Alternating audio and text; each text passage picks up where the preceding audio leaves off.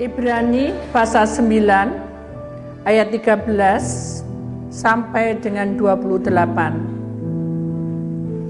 Sebab jika darah domba jantan dan darah lembu jantan dan percikan abu lembu muda menguduskan mereka yang najis sehingga mereka disucikan secara lahiriah, betapa lebihnya darah Kristus yang oleh Roh yang kekal telah mempersembahkan dirinya sendiri kepada Allah sebagai persembahan yang tak bercacat, akan menyucikan hati nurani kita dari perbuatan-perbuatan yang sia-sia, supaya kita dapat beribadah kepada Allah yang hidup. Karena itu Ia adalah pengantara dari suatu perjanjian yang baru, supaya mereka yang telah terpanggil dapat menerima bagian kekal yang dijanjikan. Sebab Ia telah mati untuk menebus pelanggaran-pelanggaran yang telah dilakukan selama perjanjian yang pertama. Sebab di mana ada wasiat, di situ harus diberitahukan tentang kematian pembuat wasiat itu. Karena suatu wasiat barulah sah kalau pembuat wasiat itu telah mati, sebab ia tidak berlaku selama pembuat wasiat itu masih hidup. Itulah sebabnya maka perjanjian yang pertama tidak disahkan tanpa darah. Sebab sesudah Musa memberitahukan semua perintah hukum Taurat kepada seluruh umat, ia mengambil darah anak domba dan darah domba jantan serta air dan bulu merah dan hisop, lalu memercik kitab itu sendiri dan seluruh umat sambil berkata, "Inilah darah perjanjian yang ditetapkan Allah bagi kamu." Dan juga kemah dari semua alat untuk ibadah diperciknya secara demikian dengan darah. Dan hampir segala sesuatu disucikan menurut hukum Taurat dengan darah, dan tanpa penumpahan darah tidak ada pengampunan. Jadi segala sesuatu yang melambangkan apa yang ada di surga haruslah ditahirkan secara demikian. Tetapi benda-benda surgawi sendiri oleh persembahan-persembahan yang lebih baik daripada itu. Sebab Kristus bukan masuk ke dalam tempat kudus buatan tangan manusia, yang hanya merupakan gambaran saja dari yang sebenarnya, tetapi ke dalam surga sendiri untuk menghadap hadirat Allah guna kepentingan kita. Dan Ia bukan masuk untuk berulang-ulang mempersembahkan dirinya sendiri, sebagaimana imam besar setiap tahun masuk ke dalam tempat kudus dengan darah yang bukan darahnya sendiri. Sebab jika demikian, Ia harus berulang-ulang menderita sejak dunia ini dijadikan. Tetapi sekarang Ia hanya satu kali saja menyatakan dirinya pada zaman akhir untuk menghapuskan dosa oleh korbannya. Dan sama seperti manusia ditetapkan untuk mati hanya satu kali, dan sesudah itu dihakimi, demikian pula Kristus hanya satu kali saja mengorbankan dirinya untuk menanggung dosa banyak orang. Sesudah itu Ia akan menyatakan dirinya sekali lagi tanpa menanggung dosa untuk menganugerahkan keselamatan kepada mereka yang menantikan Dia. Bapa, kami percaya bahwa setiap firman memiliki arti. Setiap firman ada pesan. Sekiranya tema hari ini tahunku dan umurku, dengan judul Sona Hidup dalam Dunia Roh. Biarkanlah di dalam Ibrani 9 ayat 13 Sebab jika darah domba jantan dan darah lembu jantan dan percikan abu lembu muda menguduskan mereka yang najis, sehingga mereka disucikan secara lahiriah. Terimalah tubuh roh jiwa kami, urapi kami dengan roh-Mu, jamah kami dari ujung kepala sampai ujung kaki, baik keluarga kami, baik teman-teman kami, bahkan anak mantu cucu kami yang saat ini tidak hadir. Jamah dan urapilah lidah bibir hamba-Mu dari ujung kepala sampai ujung kaki. Bicaralah Engkau, dan kami memohon kepadamu, perlengkapi kami dengan Roh Kudus-Mu, sehingga yang berbicara adalah Roh-Mu. Tegur kami bila kami salah, di dalam nama Tuhan Yesus, Putra Allah yang tunggal, yang percaya kita sama-sama berkata amin. Beri kemuliaan Tuhan, saudara. Silakan duduk kembali. Saya mengucapkan selamat tahun baru ya bagi mereka yang baru pertama kali datang maupun yang sudah sering datang pada hari Senin dan Rabu. Mari kita akan simak bahwa tahun yang baru ini kita tahu bahwa kita harus berjuang ya, karena waktunya Tuhan bukan waktu kita, tetapi tema hari ini mengingatkan kita bahwa tahunku dan umurku ya. Jadi tahun 2025 ini adalah tahun-tahun di mana masa-masa sukar mulai menginjak, saudara. Dan umur kita juga tidak tahu kapan. Tetapi yang pasti, zona hidup kita itu harus dihidupkan bersama dengan firman-Nya, bukan dengan Bu Titi, tapi dengan firman-Nya. Kita akan masuk, saudara, satu kehidupan di mana mengapa kita ada perjamuan suci? Pernahkah saudara terjawab atau bertanya? Itu mesti untuk ini dan untuk ini. Tuhan tidak berkata untuk ini dan untuk itu, saudara. Tetapi Tuhan ingin memperjelas arti dari mengapa kita ada perjamuan suci. Nah, di dalam Ibrani 9, 13 sampai dengan 28 ini dengan jelas dan gamblang. Kalau dulu, perhatikan baik-baik. Kalau dulu Musa sudah dikasih 10 perintah Allah diberikan kepada bangsa Israel ya. Dan Musa masih juga memercikkan darah lembu jantan, domba jantan, pilihan semua, dan percikan abu lembu muda yang bagus dan baik. Itu untuk supaya menguduskan dari najis kita, dari pelanggaran kita, supaya kita ini layak di hadapan Allah, bukan menghapus. Jadi mengimbangi ya pola kehidupan kita supaya kita bahwa sebelum Tuhan mati di kayu salib, kita menerima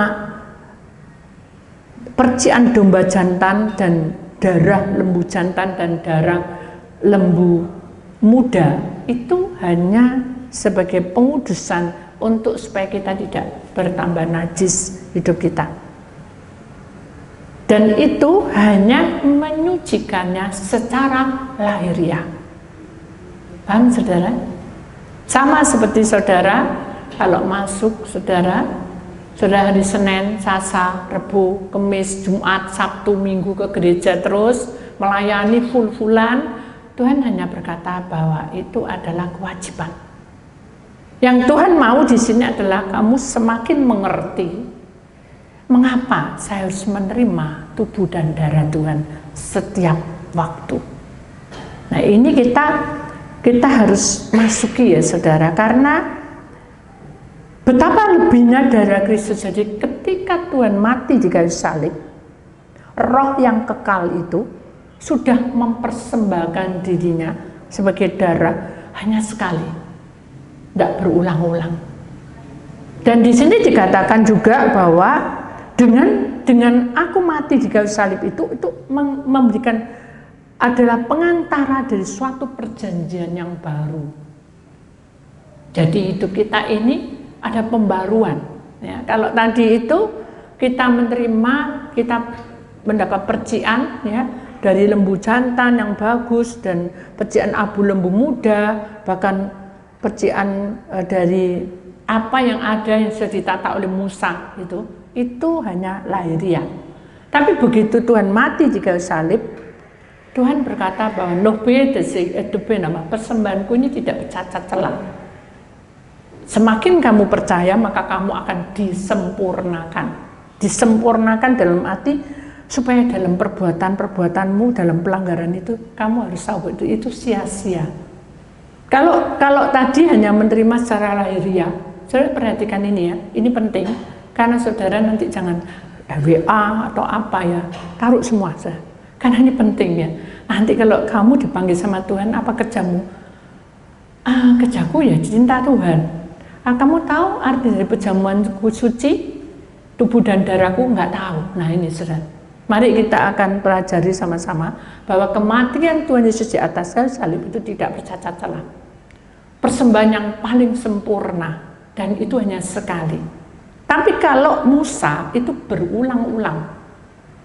Bahkan di sini dikatakan bahwa kalau kamu mau masuk di satu tempat, ya di tempat itu ada ruang pelataran, ruang kudus, ruang maha kudus.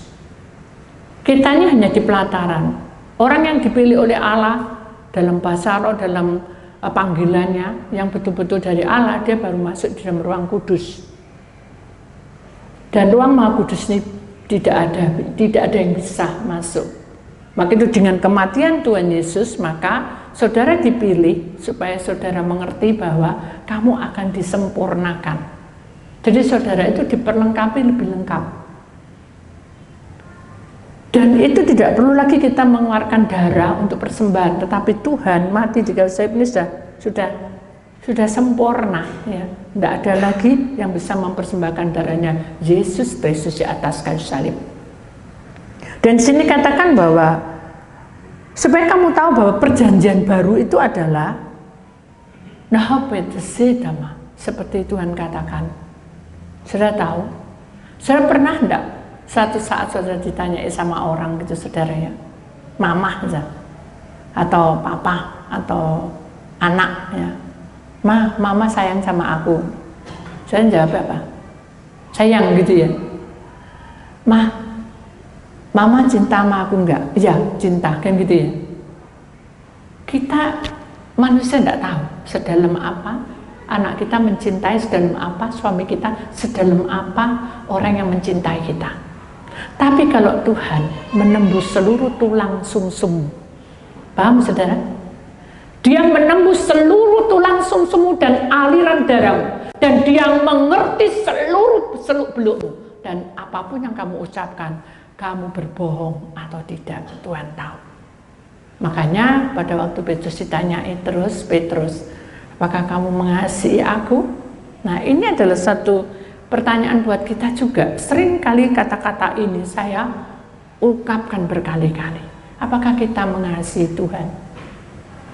Saya menjawab apa? Yo iya Tuhan, enggak, ngapain aku ngoyo-ngoyo datang ke sini? Tapi di sini tidak ada ya. Konselingnya nggak jadi, mulai pulang. Jadi apa berarti? Ketemu sama siapa? Bu Titi itu ya? Nggak boleh. Tapi hari ini puji Tuhan, semuanya senyum wajah gembira, walaupun tidak ada konseling ya. Tahu Tuhan tuh tahu. Saya sudah berdoa saudara. Dari kemarin sudah berdoa terus ya apa Tuhan? Saya nggak mau ngecewakan, tapi Tuhan bilang mengalir aja. Bukan di ilmunya Bu Titi mengalir, tapi Tuhan yang ajarkan. Jadi ketika saya lagi kacau-kacau gitu, Tuhan datang. Hambaku, apakah kamu mengasihi aku? Ya saya jawab, iya Tuhan, tapi saya kerja. Ini, cuci apa kan, membantu tidak ada, saya pulang. Maunya saya nanti malam sudah bersih gitu, langsung tidur, tidak bisa, saudara, ada aja. Padahal kita sama-sama, bukan saya tok sing kerja sama-sama. Tanya lagi sama Tuhan. Hambaku, ya Tuhan. Sebenarnya apa? Sebenarnya apa gitu. Hambaku. Ya, dia aja tapi tidak mau dekat.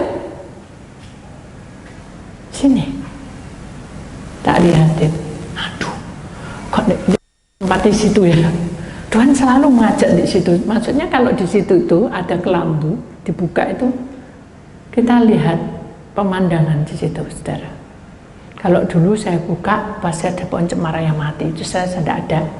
Sekarang jadi hijau dan saya tahu bahwa Tuhan yang mengadakan semua menjadi indah. Akhirnya, aduh, saya sudah duduk situ. Dalam hati saya, logika saya yang main.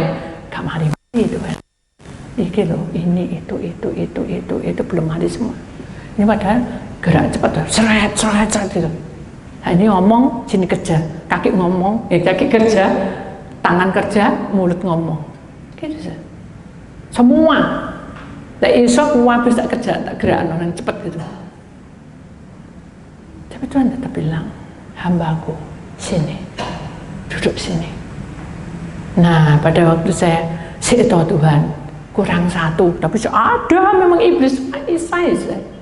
Iblis itu membuat kita sibuk.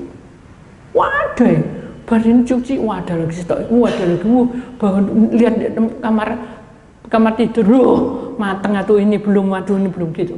Terus gitu, panggil, hambaku sini kamu. Pada waktu saya jalan, saya tahu Tuhan, saya bilang gitu sebentar kurang satu ini. Jadi saya tak datang.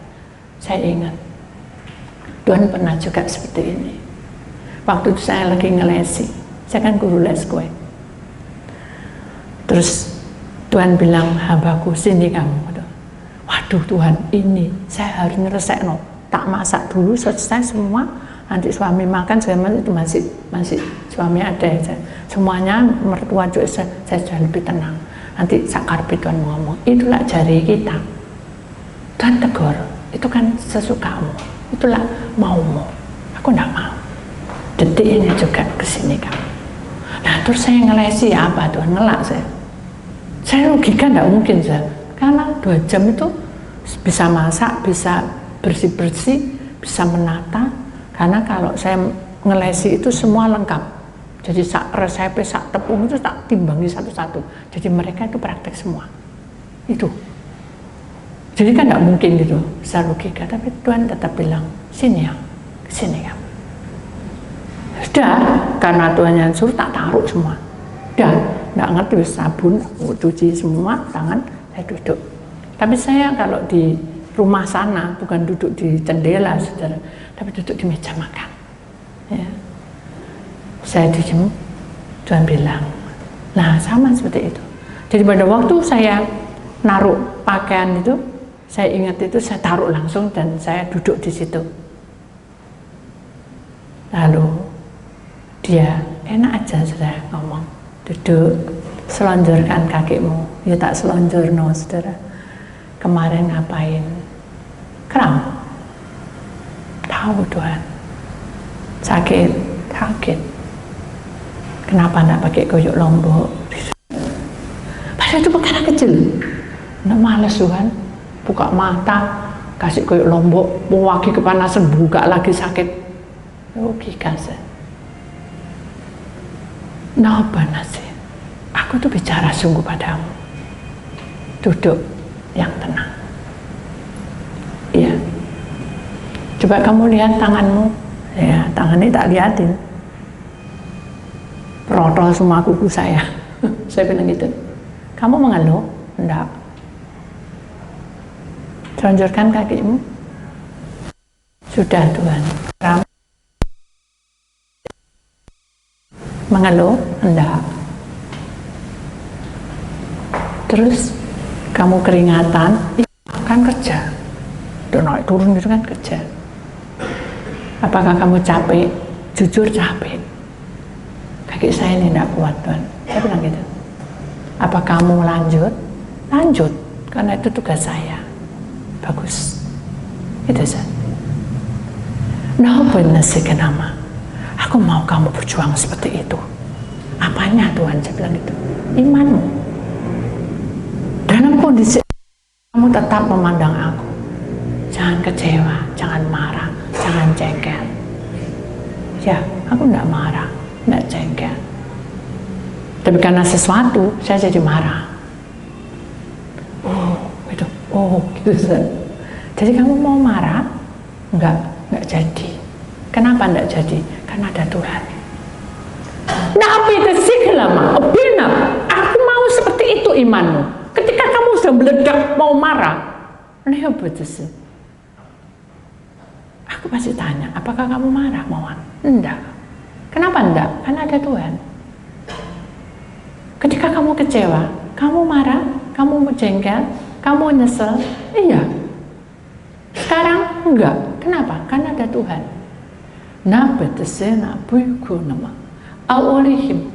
Allah itu ada di mana-mana. Apakah aku harus selalu datang sama kamu gini, sini ya gitu? Enggak sih, enggak harus gitu. Nah, berarti aku ada di mana-mana kan? Ya. Ketika kamu marah, aku ada. Ketika kamu menyesal, kamu ada. Terus apakah kamu mau melanjutkan semuanya ini? Enggak. Yang rugi saya sendiri, saya bilang gitu. Saya harus melepas semuanya. Sakar-karmu, biar sudah tak umbar sakar-karmu. Saya bilang gitu. Bagus, kata Tuhan. Lihat burung-burung di udara. Hah, malam mana ada burung? Dengarin, benar ada so. Trot. Tak buka selangkunya. Mana ya ada burung? Jangan sebelah kanan, sebelah kiri. Mana sih Tuhan? Oh ya, ternyata ada sarang kecil di situ. Dia bicara apa ya? Dibuka kronologinya. Ternyata burung ini bilang, kamu kalau besar besok harus rajin kerja. Kamu kalau tidak bisa makan, kamu nanti lapar sendiri.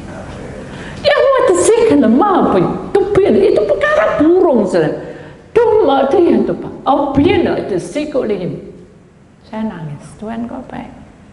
Aku tahu semua yang Tuhan sudah sediakan itu baik. Hanya saya bilang sudah Tuhan, apa yang kau mau? Baru saya bilang gitu. Jadi gini saudara, ketika saudara menerima tubuh dan darah Tuhan, berarti saudara harus lebih pasrah. Jangan tahu ya, paham? Jangan apa? Ngedumbel, tahu? Kan tidak akan bicara padamu. Karena kamu dipanggil-panggil tidak ada. Loh enak Bu Titik bisa ketemu dengan Tuhan. Yang ketemu itu siapa?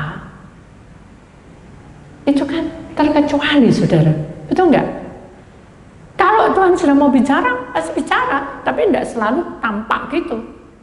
Dia ada dalam hati kita, ada di pikiran kita, dalam perasaan kita. Jadi kita harus berjuang bersama Tuhan. Amin. Amin. Ya, jadi jangan menganggap bahwa oh Bu Titik tahu semua ya. Kan enak tanya Bu Titik, jangan bilang gitu saudara. Saya juga manusia. Saya tidak tahu apa-apa. Tapi Tuhan yang menunjukkan semuanya ini. Amin. Tuhan yang akan membuka semua yang terselubung. Amin. Jadi mari kita imani. Hari ini adalah hari tahun yang baru di mana saudara menerima tubuh dan darah Tuhan. Berarti saudara ada kehidupan yang selalu mengandalkan Tuhan. Jangan mengandalkan manusia. Dengar?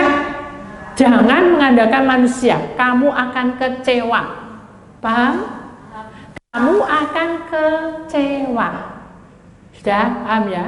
Nah, tukaran. Lapa Mi? Kok kamu menengai? Aku tidak mengandalkan kamu. Boleh? Boleh? Tidak boleh. Itu kamu nabok, saudara. Ditabuk pipi kiri, kasih no pipi kanan. Berarti saudara sim. Doa no, Tuhan. Suamiku nih apa? Kok ngomong seenaknya dewe? Kan gitu. Gitu. Anakku nih apa? Mungkin kita nangis, saudara. Tiap cucuran air matamu ditampung oleh Tuhan. Amin. Maka itu kita tidak boleh bergosip. Ya.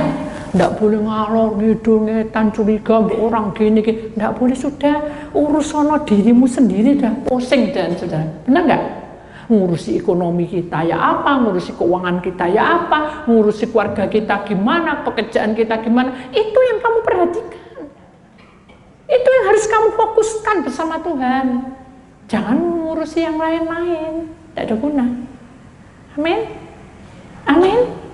Iya, ayo kita perhatikan baik-baik. Kalau kita ditegur, dengarkan. Kalau kita ditegur, kita bukan sifat kuping, gitu enggak.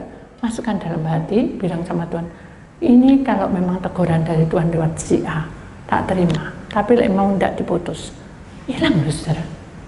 Hati ini enggak jadi mangkel, enggak jadi sakit hati, tapi malah kasihan. Kenapa? Karena mereka tidak tahu kebenaran. Amin. Tahu maksudnya? Jadi saudara sekarang ini harus belajar. Kenapa? Karena betapa lebihnya, lebih. Berarti saudara mendapat darah Yesus itu lebih. Saudara itu lebih dari orang-orang yang tidak menerima darah Yesus. Tidak menerima keselamatan. Saudara ini lebih. Betapa lebihnya darah Kristus yang oleh roh yang kekal telah mempersembahkan dirinya sendiri kepada Allah sebagai persembahan yang tak bercacat. Amin. Berarti saudara sudah diberikan lengkap, bukan lengkap kok, terlengkap. Mari kita imannya akan menyucikan hati nurani kita. Ya kalau kita nurut disucikno, perbuatan-perbuatan yang sia-sia itu ditinggal, saudara. Lalu kita akan mendapatkan ibadah Allah yang hidup. Nggak pengen ke situ, saudara? Halo? Pengen nggak ke situ? Ya apa caranya pengen? Wong aku loh ngurapi rumah Ibu Titi, ngurapi tempatku aja sampai mundur. Gak berhenti mundur. Jadi satunya bilangin, pancen saya ini berubah. So kamu kamu ngurusi ini dah. Jadi dipentung malah kepentung. Seharusnya nggak boleh gitu. Sudah, Bu Titi kan repot, sabar aja. Kan gitu, saudara. Sabar, Pak, sabar boleh. Ketika malah tukaran. Ya, buat apa? Itu sia-sia. Betul nggak? Nasihat yang membangun itu yang digunakan di tahun 2025. Ayo, janjilah sama Tuhan. Nasihatmu harus membangun. Tidak boleh ngejur ya saudara. Saya itu uangnya telepon padahal saudara memang susah sinyalnya. Uangnya pual monipol sampai melembung. Pual dari sejuku warna pual. Saya juga manusia saudara ya. Jadi HP 2 itu kadang ngantuk tuh jatuh-jatuhnya salah satu sudah tidak pas. Ngeheng. Jadi marilah kita menyadari bahwa karena pengantara dari suatu perjanjian yang baru ini adalah Yesus Kristus sudah memberikan jalan yang terbaik. Ini tak buka jalannya supaya mereka terpanggil dapat menerima bagian kekal yang dijanjikannya. Sudah dijanjikan itu diberikan sebab ia telah mati untuk menebus pelanggaran-pelanggaran yang telah dilakukan selama perjanjian pertama. Pertama itu tadi loh yang dengan Musa tadi loh. Kayak iso-iso selesai, makanya Tuhan mengirim Yesus Kristus sebagai juru selamat hingga dumada sampai dikasih tahu. Yang mati itu yang memberi wasiat. Dari yang belum mati wasiat tidak jalan. Ini saudara. Sebab di mana ada wasiat di situ harus diberitahu tentang kematian perbuatan wasiat itu. Karena dia sudah mati maka wasiat itu menjadi bagian kita. Maka wasiat itu hidup. Karena perjanjian pertama sudah tidak disahkan lagi. Paham saudara? Jadi saudara harus tahu bahwa perlengkapan yang Tuhan berikan pada kita, saudara, semuanya ini sudah diperlengkapi. Amin. Amin ya. Jadi mari kita imani bahwa inilah darah perjanjian yang ditetapkan oleh Allah pada kita. Maka kita harus ada pembaruan hidup di mana zona hidup kita tidak boleh seperti yang dulu ya. Nanti seperti yang dulu nanti lama-lama nyanyinya pulangkan saja gitu nanti. Tidak ada ya yang gitu ya. Atau kita bilang gak usah pergi ke tempatnya Bu Titi. Loh saya tidak ada apa-apa sebenarnya. Tapi Tuhan akan sedih. Kenapa? Karena Tuhan itu mengumpulkan saudara seperti domba. Ya, gembalanya adalah Tuhan Yesus. Mari kita berikan yang terbaik. Jadi saudara, perhatikan baik-baik. Dan juga kemah yang semua alat untuk ibadah dipercik secara demikian dengan darah. Dan hampir segala sesuatu disucikan menurut hukum Taurat dengan darah.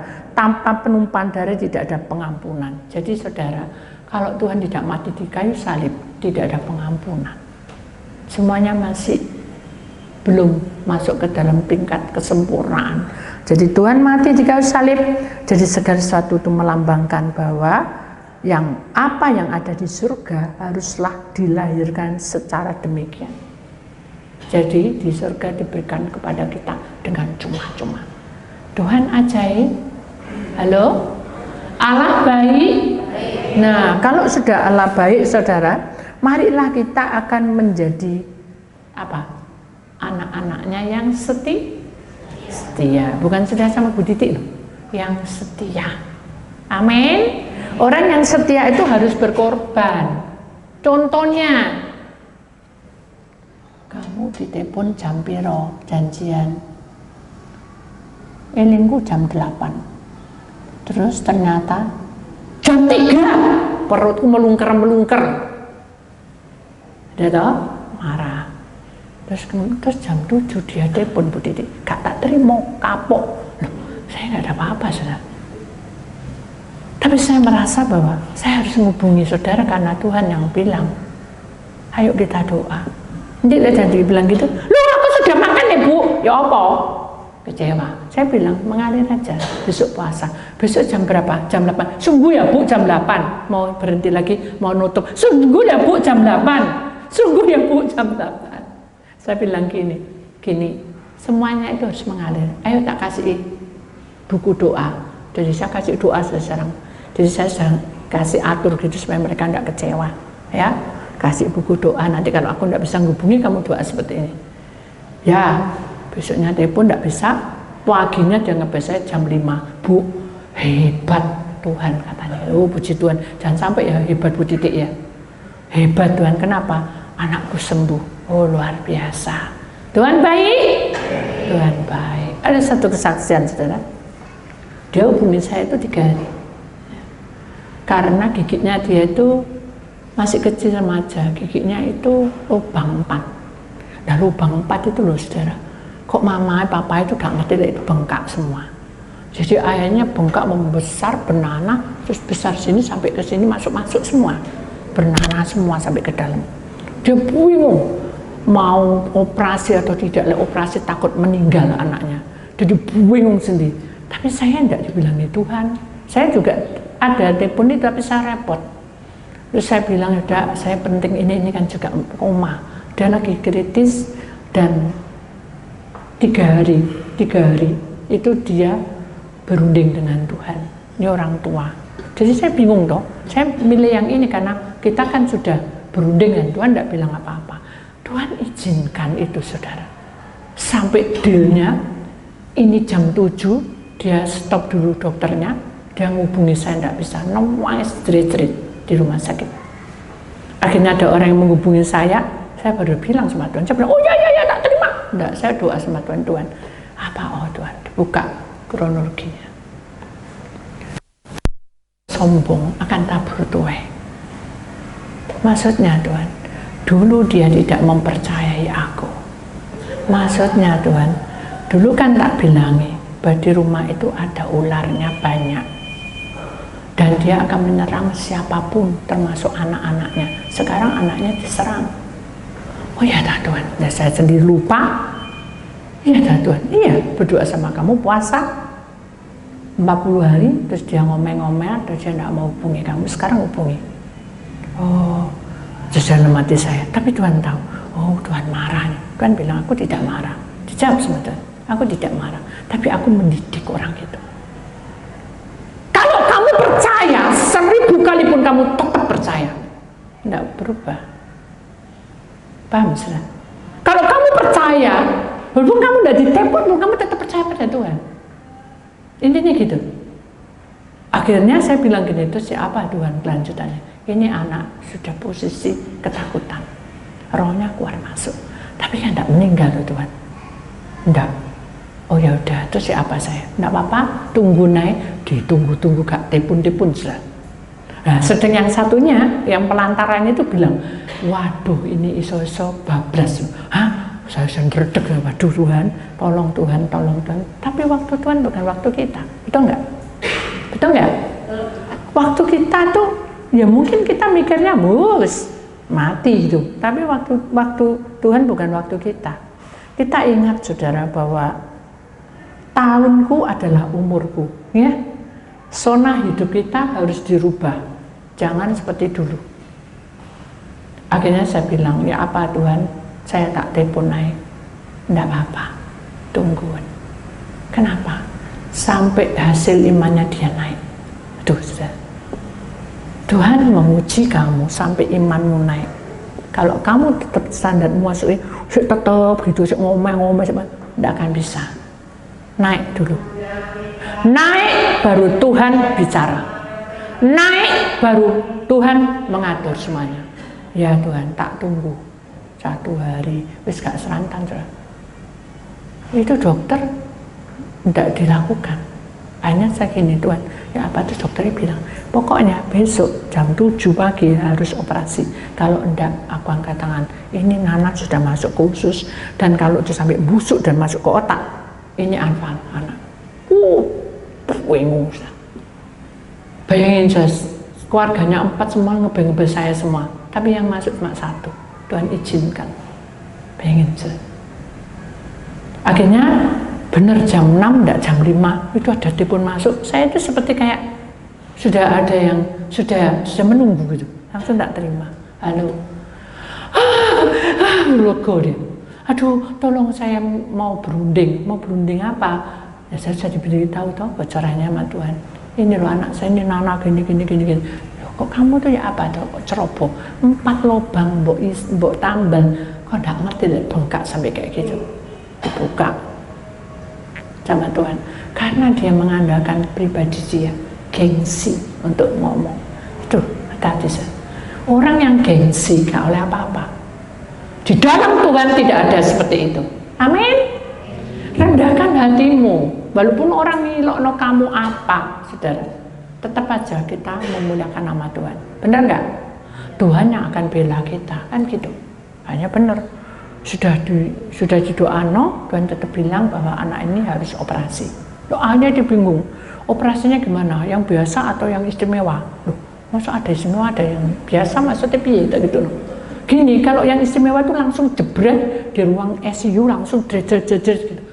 Terus langsung ruangnya ICU, tak gitu no. Langsung aja sudah sana, tak gitu no. Sudah di mana-mana namanya. Sudah tidak mau makan, tidak mau apa, mau tumpah-tumpah. Ya, Bu Titik kok tahu. Saya jangan bilang Bu Titik tahu, cepetan baksa. Dia ngambil lagi, uangnya tidak cukup Bu, matang sudah. Saya bilang Tuhan, uangnya tidak cukup. Doa. Udah ambil air, tidak bisa minum Tuhan. Ya perciin aja, ya. Ada minyak, tidak ada air, doa sudah. Diperciin. Begitu diperciin, tangan 2 menumpang, amin, sudah masuk di ruang biasa operasi. Lagi, kira-kira hidup tidak anaknya sesuai dengan imanmu. Hati-hati loh. Kamu sesuai dengan imanmu, kamu percaya enggak? Seperti tadi Tuhan bilang, kamu cinta aku? Ya aku cinta, tapi ngomel. Kamu benar-benar cinta aku? Ya aku cinta, tapi enggak cocok saudara. Jadi kayak bertentangan loh. Iya, tahu ya maksudnya. Kalau orang cinta, apapun yang terjadi harus dilakukan, rela kan gitu. Dia apa-apa nurut kan gitu. Ini enggak, berontak dia. Hanya saya bilang, ya sudah, aku ya enggak mau doa. Duh, jangan Bu, ini keputusan ini Bu, Ibu yang mutus. Saya enggak mutus nol. Saya hanya doa, saya hanya pendoa. Jadi itu adalah tergantung dari iman. Ayo doa lagi, buka. Aku maju mundur tergantung dari hamba Tuhan. Tidak bisa kata Tuhan, tergantung dari iman. Tergantung dari imanmu. Langsung berdoa amin. Ya, saya percaya dengan iman pasti bisa anak saya. Benar saja, lolos sampai sekarang. Jadi orang yang mau menerima tubuh dan darah Yesus harus berani menerima tantangan. Amin. Bu, saya ini mau menikah. Ini ada lagi. Ya, kenapa? Cocok apa enggak? Loh, enggak tahu. Lah kok tanya aku? Kayak gitu loh. Saya tanya Tuhan belum? Sudah sih Bu. Terus tanya apa? Maksudnya nih? Aku sudah 40 hari puasa. Malu-malu gitu, begini-gini. Kenapa? Terus 40 hari apa jawabannya? Gak dengar apa-apa Bu. Tuhan itu enggak bilang gitu loh ya. Tuhan itu akan memberikan dan menata kamu. Aku gak kerasa apa-apa Bu. Ya ayo puasa lagi. Dibuka. Lah ya apa saudara? Puasa cuma 3 jam. Jam 6 sampai jam 9 ngorok, grok, jam 12 bangun doa. Sampai 40 hari. Kira-kira terjawab enggak? Halo? Jadi puasa dengan tidur bisa? Halo? Loh aku ketiduran, ya ajak puasa saudara. Betul enggak? 3 jam loh saudara cuma. Intinya kan gitu. Akhirnya sudah selesai. Udah puasa, baru 10 hari dibuka. Kamu dengan dia memang satu jodoh. Ya. Tapi bukan kamu dengan dia satu jodoh. Tak tanya, kamu berdoa apa yang kamu alami? Aku merasa bahwa bahagia gitu. Apalagi aku dapat perjamuan suci, dia bilang gitu. Terus kamu doamu apa perjamuan suci? Gini aku doain, bener enggak? Tuhan, ini saya dengan si A. Saya mau tubuh dan darahmu ini memberikan saya pengertian. Untung, jangan sampai kamu minta mujizat ya. Enggak, aku enggak mau. Aku minta pengertian ya. Ini Tuhan, beri pengertian supaya saya sama dia ini klop, lega. Terus saya bilang, kenapa kamu kok klop lega? Tukaran terus, tiap hari tukaran. Oh iya tak? Iya beda pendapat, sitok miring sana, sitok miring. Dia sudah mau lurus-lurus, sitok mimpang gini. Ngereget no. Sudah enggak boleh ngomong ngereget no ya. Itu kan nanti bakal calon. Udah, sudah disabari. Ya, kamu cinta Tuhan enggak? Ya cinta, ya sudah rela berkorban. Kamu mengasihi Tuhan sungguh-sungguh? Ya, aku mau mengasihi. Ini terakhir ya, tak gitu no. Apakah kamu sungguh-sungguh mencintai Tuhan Allahmu dengan segenap hati, segenap roh, segenap jiwa? Nangis sih. Lagi aja. Nah, kenapa? Karena orang tua tidak disetujui satu. Kedua, tubuh saya memang sering sakit-sakitan. Ketiga, dia selalu ngata-ngatai saya bongkring. Gitu, saya buka kabeh. Saya bilang ya itu sehingga kamu tidak pas karena hatimu merasa disakiti. Selesaikan, minta maaf. Loh, kok aku? Dia bilang gitu. Loh, kamu harus minta maaf. Gak bisa aku ya salah apa-apa kok minta maaf. Pokok kamu minta maaf, titik. Udah nyesel, kayak tadi. Nyesel kamu minta maaf? Enggak. Ya udah, minta maaf. Saya minta maaf. Semua saling memaafkan, baru dibuka. Baik sekarang. Menjenjang pernikahan bagus. Walaupun dia tidak ada uang, tapi dia berjuang dan dia bekerja keras. Kepala kerja kaki, kaki kerja kepala. Berjuang pagi siang malam, ditabung, bukan untuk diong-diongan. Paham? Jadi segala sesuatu itu ada waktunya. Amin. Mari kita imani bahwa kekudusan yang Tuhan berikan itu bukan buatan manusia, tapi Allah menurunkannya. Amin. Kita buka hati kita terima rohnya, supaya persembahan hidup kita ini berkenan di hadapan Allah. Satu lagi saudara, sebab jika demikian ia harus berulang-ulang menderita sejak dunia itu dijadikan, tetapi sekarang ia hanya satu kali saja menyatakan dirinya pada zaman akhir untuk menghapuskan dosa oleh korbannya. Jadi gini, kematian Tuhan itu cuma satu kali, ya, tidak ada yang kedua kali atau ketiga kali. Kenapa? Karena Tuhan itu sudah menyatakan sampai akhir zaman, ya, zaman akhir semuanya.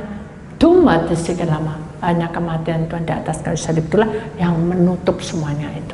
Amin. Jadi kita sadar kalau kita mengerti Tuhan sudah menebus hidup kita, kita tidak boleh mengulang kesalahan yang sama. Amin. Ya, kita belajar dan Sama seperti manusia ditetapkan untuk mati hanya satu kali saja. Orang mati satu kali saja, setelah itu dihakimi. Demikian pula Kristus hanya satu kali saja mengorbankan dirinya untuk menanggung dosa banyak orang. Sesudah itu ia akan menyatakan dirinya sekali lagi tanpa menanggung dosa untuk menganugerahkan keselamatan kepada mereka yang menantikannya. Amin. Ya, kita sebentar lagi akan menerima pejaman suci, ya saudara ya. Saya mau saudara akan membuka hati kita, memberikan jalan yang terbaik di mana kita mau. Nah, setelah yang kedua, saya saksikan, saya ada dibilang begini-begini, saya bilang memang keadaan saya begini. Lalu yang ketiga, Tuhan itu berat ngomongin saya. Kamu sudah lihat burung tengah malam bicara? Sudah Tuhan. Apa yang kamu rasakan? Saya nangis. Tuhan baik. Walaupun saya tidak pernah melihat kondisi burung itu kayak apa, tapi saya mendengar suaranya dan saya diartikan bahwa sudah dipersiapkan untuk masa depan sangat baik. Berarti saya masih disiapkan, jemaat-jemaat masih disiapkan benar. Dan ini yang terakhir kukatakan kepadamu. Dan saya melihat bintang, tidak ada. Hujan baru selesai, saudara ya, dingin. Dan cuma bilang gini, aku mau imanmu tidak berubah. Walaupun dalam kondisi gelap, jangan takut. Ya, apakah kamu benar-benar mencintai aku dan melayani aku? Ya Tuhan, serahkanlah tubuh roh jiwamu. Iya, saya menyembah. Tidak tahu berapa lama saya menyembah. Kemudian si bayi bangun, dan saya dibilangi Tuhan, hendaknya kamu juga punya iman seperti bayi Bianca yang pasrah, ya, bangun waktunya minum, bangun waktunya kalau dia lagi kotor, dia tidak mau, saya bersih anaknya. Begitu udah dibersihin semua, tawa-tawa dia, melet gitu, lucu. Tuhan juga ingin hidup kita seperti itu. Jangan banyak menuntut. Amin. Walaupun itu belum terjadi, jangan kecewa. Amin. Amin. Kok berat? Amin ini koyok bingung loh. Iya sudah. Amin. Iya, buka hatimu saudara ya. Itulah firman Tuhan. Saya tahu Tuhan ada di tengah-tengah kita.